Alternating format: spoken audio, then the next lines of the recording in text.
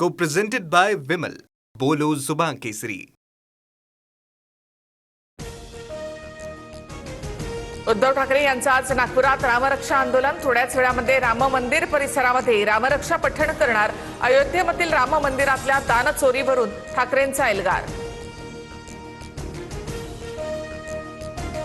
उद्धव ठाकरेंच्या आंदोलन स्थळावरील बॅनरवरून राडा. नागपूर पालिकेने ठाकरेंच्या आंदोलनाचे बॅनर हटवल्यानंतर कार्यकर्ते आक्रमक. वादानंतर पुन्हा बॅनर लावली. अयोध्या चोरमुक्त करण्यासाठी आमचं अराजकीय आंदोलन. फडणवीसांसह आरएसएसने आंदोलनामध्ये सहभागी व्हावं, संजय राऊत यांचं आवाहन. देवेंद्र फडणवीस महाराष्ट्राचे राम, औरंगजेब आमचा भाऊ असं उद्धव ठाकरे म्हणाले होते. ठाकरेंनी कुराणाचं पठण करावं. रामरक्षा आंदोलनावरून निलेशचंद्र मुनी यांचा निशाणा. एनडीएमध्ये येण्याआधी विलिनीकरण करा.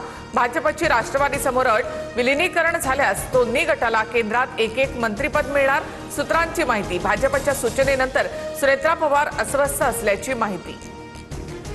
राष्ट्रवादी विलिनीकरणासंदर्भात कोणत्याही चर्चा नाहीत. आमचे आमदार खासदार सर्व पवारांसोबतच. राष्ट्रवादी विलिनीकरणाच्या चर्चेवरून जयंत पाटलांचं स्पष्टीकरण. सोनम वांगचुक यांना दिल्ली पोलिसांनी उचलताच अभिजित दिपके यांची आमरण उपोषणाची घोषणा. 20 जुलैचा संसदेवरील मोर्चा सुद्धा निघणार. जंतर मंतरवर दिपकेंना अश्रू अनावर. जंतर मंतरवरील उपोषणस्थळी अभिजित दिपकेंवर शाईफेक. आंदोलनकर्त्यांशी संवाद साधताना एका अज्ञात महिलेनं दिपकेंवर शाईफेक केली. काही काळ तणावाचं वातावरण. सोनम वांगचुक यांना जंतर मंतर मैदानावरून दिल्ली पोलिसांनी हटवलं. 21 दिवसांच्या उपोषणानंतर वांगचुक यांना रुग्णालयामध्ये पाठवण्यात आलं. पोलिसांच्या कारवाईनंतर उपोषणस्थळी मोठा गोंधळ झाला. आंदोलनकर्ते आक्रमक झाले. दिल्ली हायकोर्टाचा आदेश आणि तज्ज्ञांच्या सल्ल्यानुसार वांगचुक यांना रुग्णालयामध्ये नेलं. आंदोलकांना शांततापूर्ण मार्गाने तात्काळ जागा रिकामी करावी, दिल्ली पोलिसांचं आवाहन. दिल्लीमध्ये 20 दिवसांपासून आंदोलन, मात्र सत्ताधाऱ्यांकडून दखल नाही. वांगचुक यांना अटक केली तरी आंदोलन सुरूच राहणार. शरद पवारांचा आंदोलनाला पाठिंबा.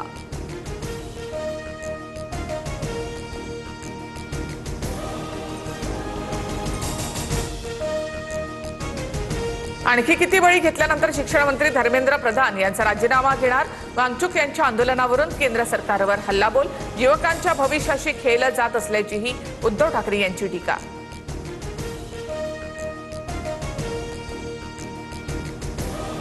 मोदी सरकारने सोनम वांगचुक यांना भेटायला हवं होतं. आंदोलन उधळण्याऐवजी देशातील परीक्षा व्यवस्था सुधारा. अरविंद केजरीवाल यांची सरकारवर टीका. भोंदू अशोक खरात प्रकरणात ईडीकडनं 3000 पानांचं आरोपपत्र दाखल. खरातने लोकांची फसवणूक करून 42 कोटी रुपये कमावल्याचे पुरावे. बनावट 142 बँक खाती उघडल्याचा देखील उल्लेख. नीट पेपरफुटीनंतर आता बीडमध्ये गुणपत्रिकेचा महाघोटाळा समोर. उत्तरपत्रिकेमध्ये 522 गुण, मात्र गुणपत्रिकेमध्ये 95 गुण असल्यामुळे विद्यार्थी संभ्रमात. पेपर पुन्हा तपासण्याची पालकांची मागणी. अल्पवयीन मुलीच्या हत्येच्या निषेधार्थ वर्धा बंदची हाक. व्यापाऱ्यांचा देखील बंदला पाठिंबा. जलदगती न्यायालयात प्रकरण चालवण्यासह आरोपीला कठोर शिक्षा देण्याची मागणी. एसटीचा प्रवास 13.56% महागला. वाढत्या खर्चाच्या पार्श्वभूमीवर एसटी प्रशासनाकडून भाडेवाढ, तर 10% हंगामी भाडेवाढीचा निर्णय मागे. भारताची अंतराळामध्ये ऐतिहासिक झेप. स्काय रूटच्या विक्रम 1 ने रचला इतिहास. देशातील पहिल्या खासगी कंपनीकडून उपग्रहाचं श्रीहरिकोटावरून यशस्वी प्रक्षेपण. एफडीएच्या कारवाईचा धसका. सांगलीच्या मिरज तालुक्यातील टाकळी परिसरात भेसळयुक्त दूध ओढ्यामध्ये फेकलं, तर बीडच्या धर्मापुरी शिवारामध्ये मुदतबाह्य औषधांचा साठा अज्ञातांनी फेकून दिला. पुण्यामधील गोल्डन बेकरीवर एफडीएची कारवाई. बेकरीमध्ये अस्वच्छता आढळल्याच्या तक्रारीनंतर कारवाई.